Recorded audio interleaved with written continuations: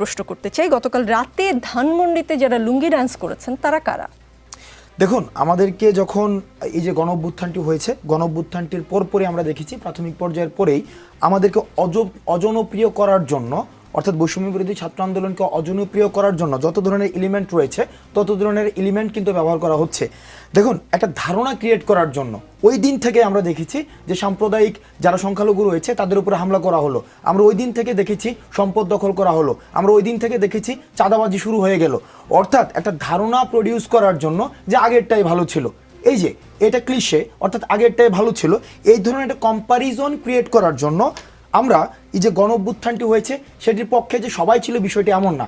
অর্থাৎ আমাদের ছাত্র, শিক্ষক এবং নাগরিকের যে সার্বজনীন যে অংশগ্রহণ ছিল, এর বাইরেও কিন্তু ফেসিস্ট গভর্নমেন্টের সুবিধাভোগী একটি অংশ কিন্তু ছিল। এখন এই ফেসিস্ট সুবিধাভোগীর যে অংশটি রয়েছে তারা কিন্তু আমাদেরকে